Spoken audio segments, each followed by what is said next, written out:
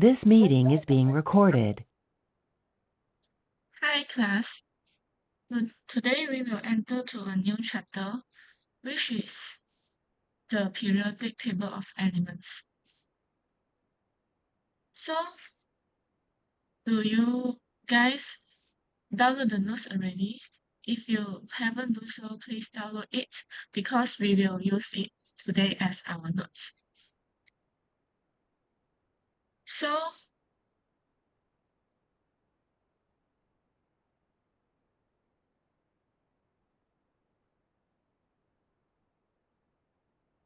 the learning objective of this chapter is to describe the historical development of the periodic table of elements, deduce the basic principle of arrangement of elements in the periodic table of elements, describe briefly the modern periodic table of elements, describe the inner nature and physical properties of group 18 elements with its uses in daily life, and last, describe the physical and chemical properties of group 1 elements. So the success criteria for this chapter is students can explain at least 3 historical development of the periodic table of elements, identify the arrangement of group and period of the elements in periodic table, recognize and explain at least 2 of the physical properties of elements in group 18 and group 1. Last is recognize and explain 2 of the chemical elements in group 18 and group 1.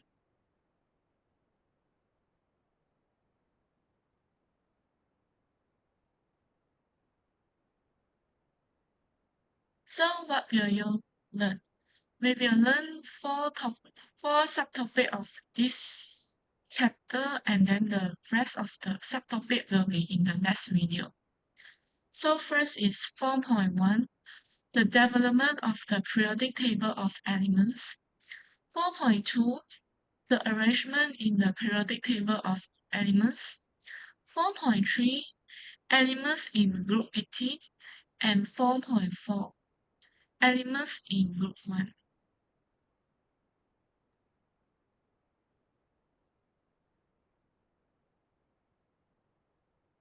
So now let's us learn about 4.1, the development of the periodic table of elements.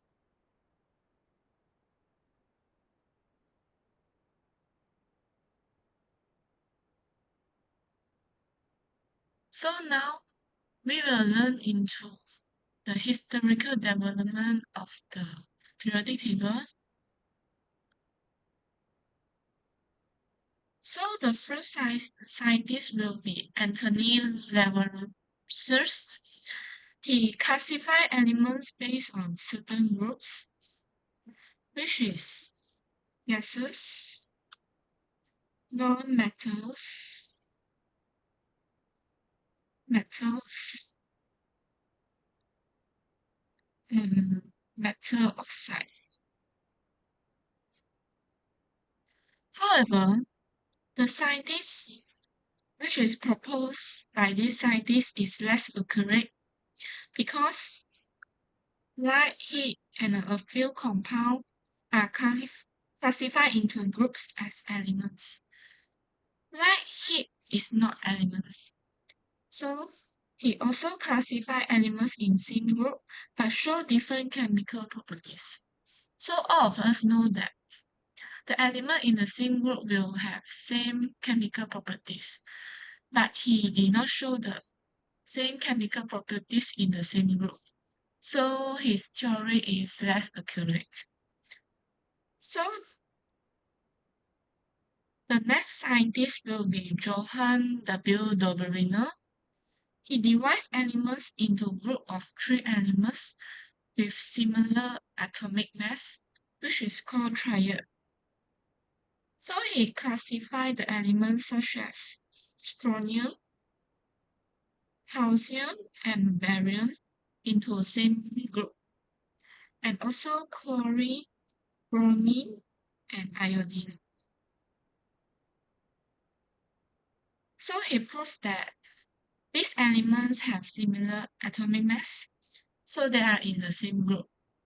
But his theory is limited to several elements only. He do not prove the other elements, but he success to show the relationship between chemical properties of elements and the atomic mass.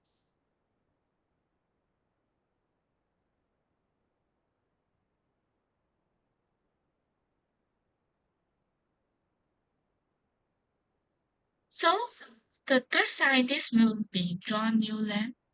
He arranged the elements in order of increasing atomic mass. So for him, elements with similar properties recur at every eight elements and equal laws of optics. So what is law of optics? So let us see about the elements such as fluorine and chlorine. The proton number of fluorine will be 9, so the chlorine will be 17. So the difference with 8 proton number. So it recur at every 8 elements. But his theory is having a failure because laws of optics was obeyed only by first 17 elements only. The rest elements do not show these laws of optics, so his theory was a bit inaccurate. But he success to show the presence of periodic pattern in the properties of elements, which is increasing atomic mass. So this is the periodic table of the Newland. So each of the elements differs in 8 protons. So the next scientist will be Lothar Meyer, as he plot the graph of atomic volume against atomic mass of elements. So let us see into this graph.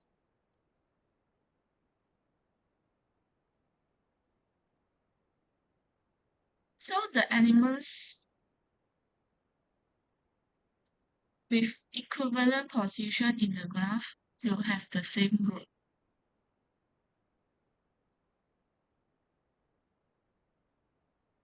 So lithium, sodium, potassium, rubidium, and cesium is the has the highest peak in the graph. So they have same properties, so they are in the same group. So according to Loher, the elements with similar chemical properties occupy equivalent positions on the curve. He also proved that the recurrence in properties of elements, same with Newland.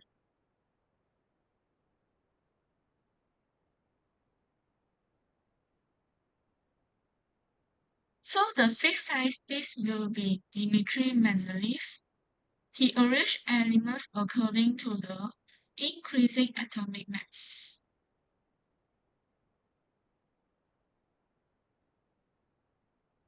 Same with John Newland, but he left several empty space because he haven't found the elements with the similar atomic mass.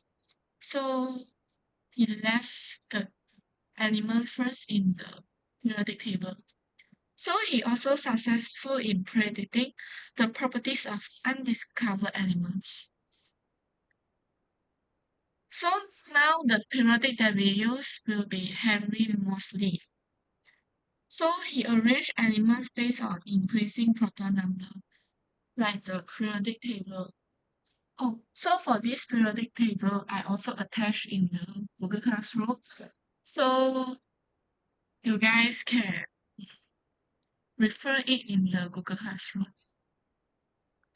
So Henry also,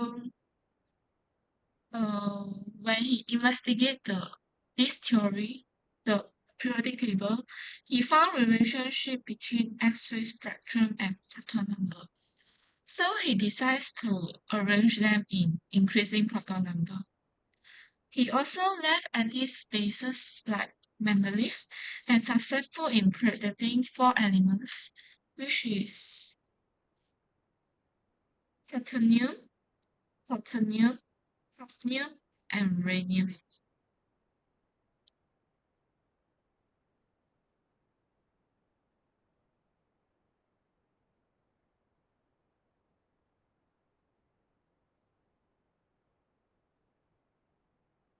So that's all for the 4.1.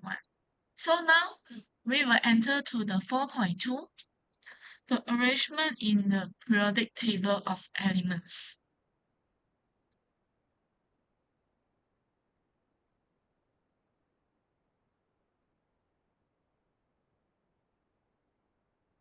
Now let us see the periodic table. So the horizontal is called periods and the vertical is called groups. Okay.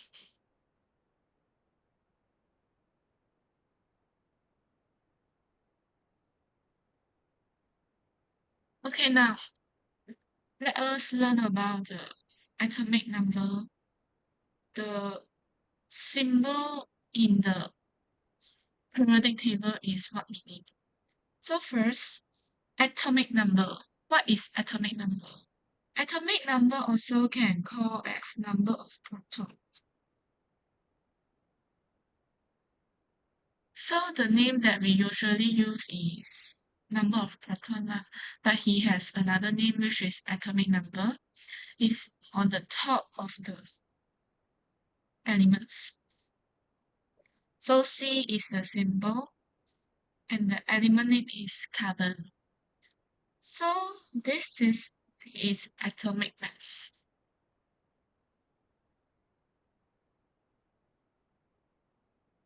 Alright. So how we determine the groups in the elements? We look at its number of valence electrons. For period, we look at the number of shells filled with electrons. Okay, now I take example as carbon. So carbon has 6 proton, right?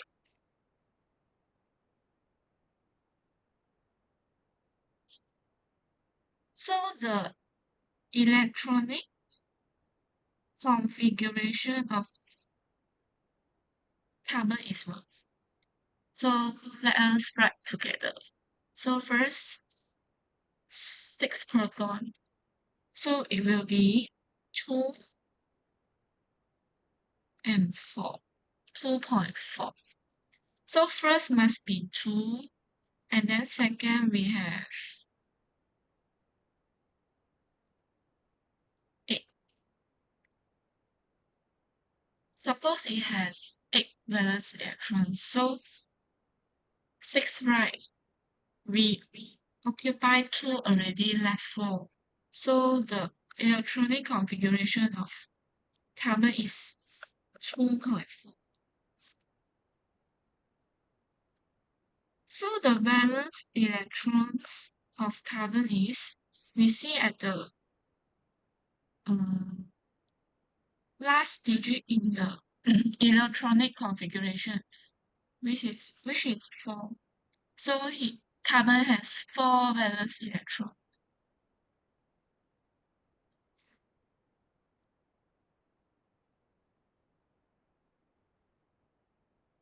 So for group, we look at the 4, we look at the valence electron.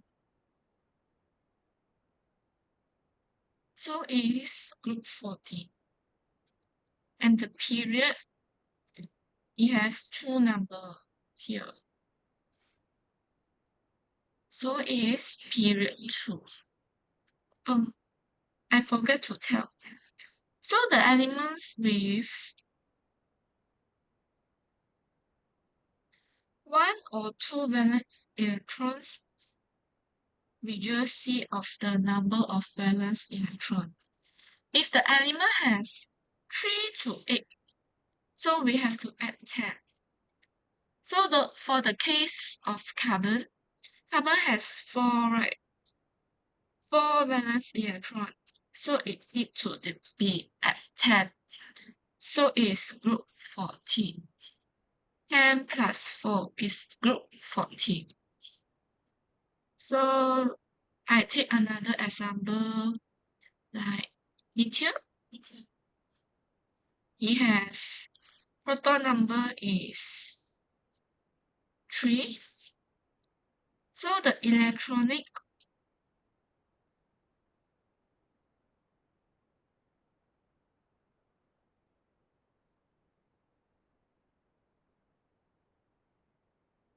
configuration will be 2,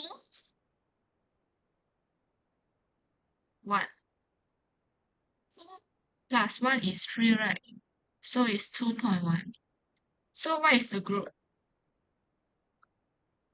So what is valence electron? Is valence electron, we need to see the digit in the last electronic configuration, which is 1. So let's see, 1 valence electron. So it is group 1.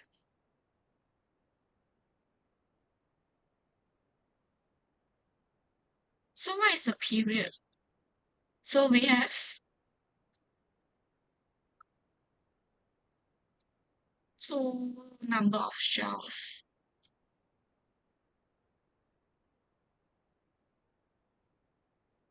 which is period 2.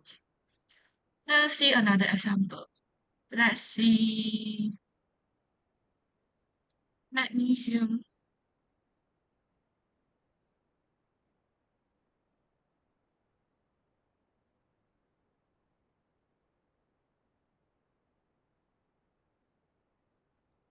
So the proton number of magnesium will be 12. So its electronic configuration will be 2.8.2. Because the first will be the full will be 2, next will be 8. So the remaining will be in the next shells, which means that the first shells will have 2 valence electrons. Second shell will be 8.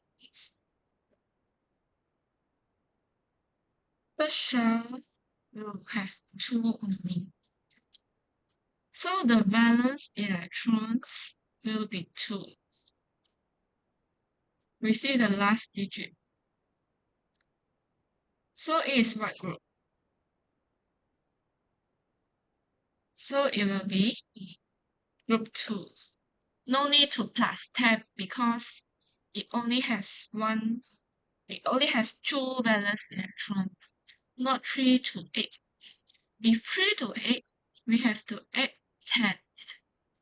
So it is period 3 because 3 shells filled with electrons. Okay?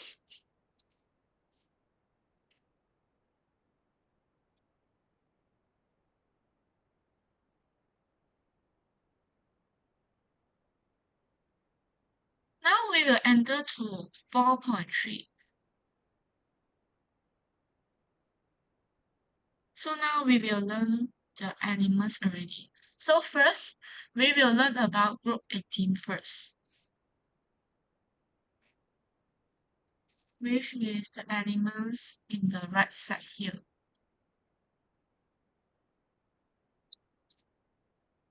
Alright, for group 18, It is called as inner gas or noble gas. Why it gives name for inner gas or noble gas? Because it is chemically unreactive. It does not react with other elements because its valence shells are fully filled with electrons. Let me see helium.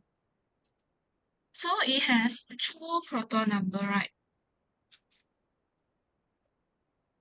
So let us draw the 2. This is the nucleus, the orbitals. 2 is full already, cannot add electron already. For helium and for neon, it has 10. So this is the nucleus, 2 electrons, 8. So it also full already, cannot add electron. Okay, so it achieves stable or duplicate or octet electron arrangement. So the duplicate only used for helium because it has 2 electrons. Others we can use octet for group 18. So the atoms in group 18 do not donate, do not accept and share electrons with atoms. Because they're full already cannot share with others, they're already stable, they do not want to give others already. So if the question asks, why group 18 elements are chemically unreactive? So the first point will be valence shells fully filled with electrons. Second, it achieves stable electron arrangement. Need to see is helium or other elements. So third point will be atoms do not donate, accept and share electrons with atoms. So the atoms of noble gas will be monoatomic.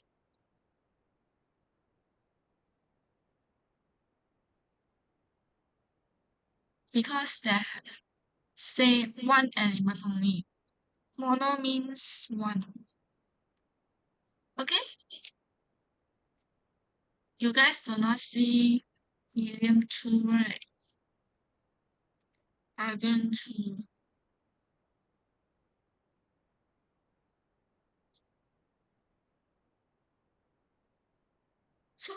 So it does not exist.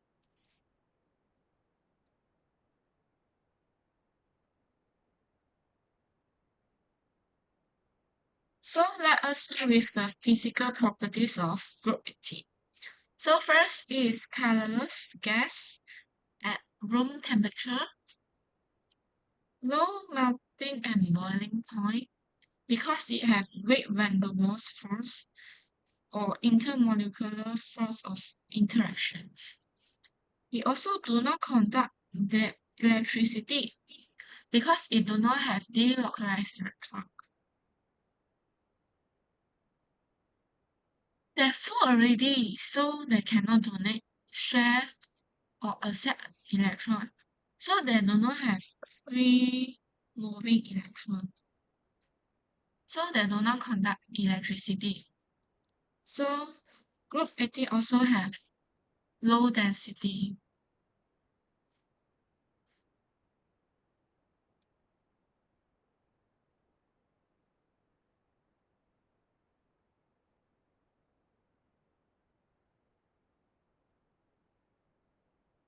So let us see in the changes in physical properties of elements of group 18.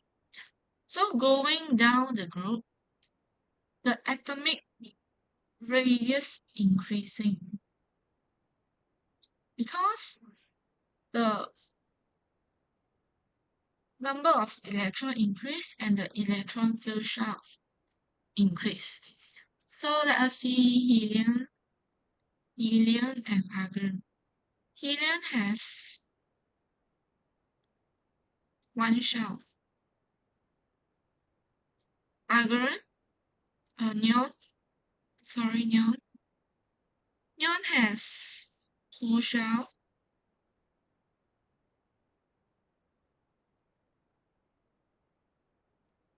Argon has three shells.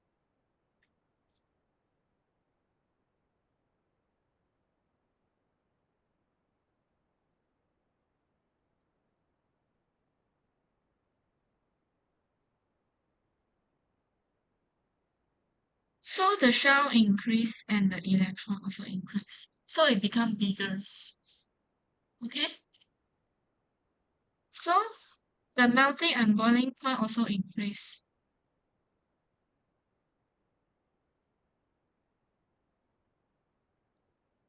So the atomic size of element increase and the attraction force between the atom increase.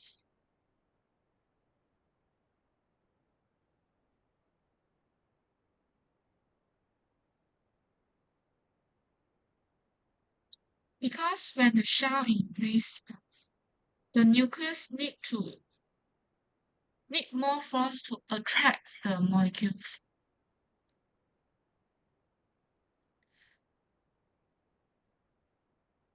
So the attraction force becomes stronger and more heat is required to overcome this force.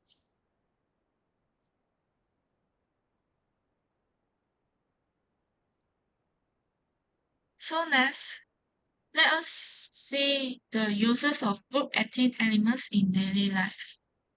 So for helium, it's used in the balloon. The balloon with the balloon in the weather balloon is filled with helium and the oxygen tank of divers. So do you guys go snorkeling? So we bring the oxygen tanks, right? So it contains of helium also. So for neon, we have is assisting in the advertising board line. So when we walk around the street, right, in the night, we will see the advertising board line. So the light is from neon. So for argon, is contained in electric bulb, and also it provides a inner atmosphere for wedding in high temperature. So when we go for a wedding dinner, right, the light during the dinner is very romantic, right? So the light is from argon. So for krypton, it used in the flashlight in cameras and also lasers for eye retinal treatment. For xenon, it's used in lighthouse lamp and anesthesia. Anesthesia is a disease which is difficult to breathe. So the doctor will give a medicine to the patient. So the medicine contains of xenon. So for random is used to cancer. Okay, so that's all for group 18. So need to take attention for its inner properties, change in physical properties and its uses in daily life.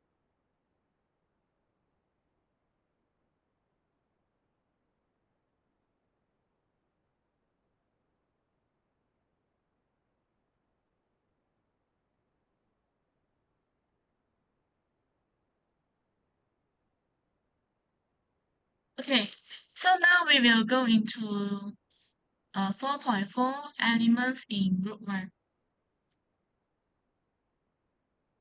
So basically it's the elements in our right side here. the red color one. Okay, so it contains of lithium, sodium, potassium, rubidium, cesium, and francium. So its other name of the group 1 is alkali metals. So it contains of one valence electron only and easy to donate valence electron to become positive ion.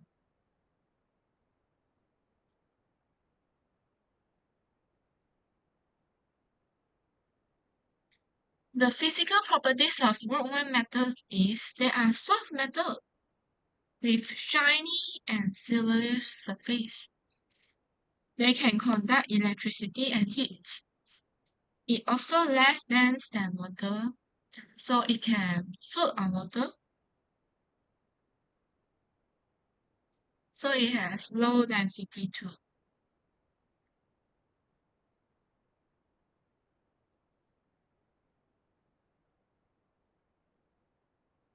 So going down the group, the atomic radius also increase, like the group 18. Okay, let us see lithium, sodium, and potassium. So lithiums have 3 proton, right? So it's 2.1 is it has 2 shells. Sodium has 11 protons. So 2.8.1 is its electronic configuration. So it has 3 shells.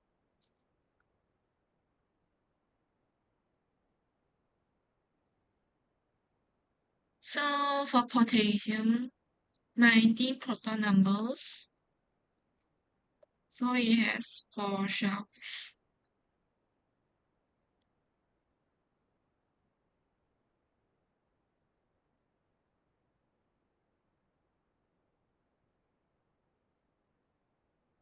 Okay, so going down the group, the atomic radius increase because the number of electrons increase, right? The shells also increase, so it become bigger. So the melting point decrease because the atomic size increase. So it increase, right? It's further to attract the nucleus is difficult to attract the valence electron because they become bigger, right? Can see the distance. So the attraction force become weakens and less energy is used to overcome the force of attractions.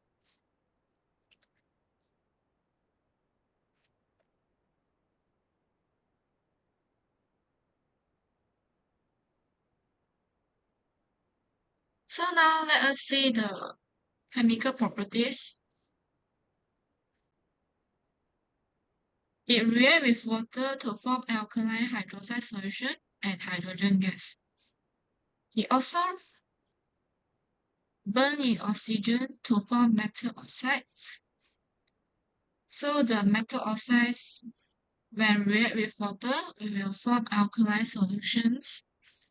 The group 1 also burn in chlorine gas to form metal chloride.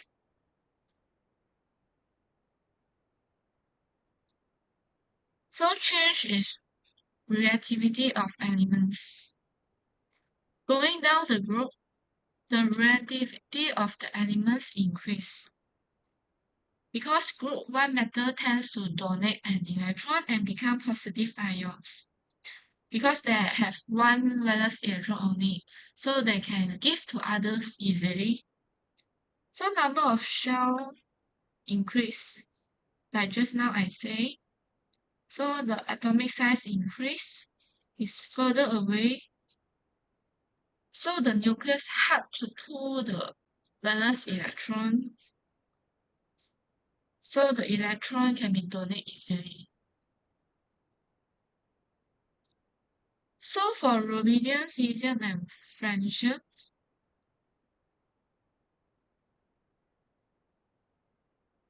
they also have shiny surface and low melting and boiling point. For rubidia and cesium is very reactive and burn easily. They can combine with other elements and difficult to isolate chemically. For fractious is unstable radioactive isotope with short half-life. So in lab, we seldom use rubidium, cesium, and francium because they are very reactive.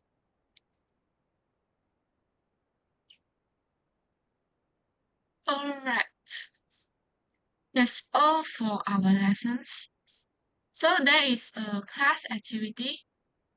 So please draw the mind map based on your understanding about elements in Group 80 and Group 1.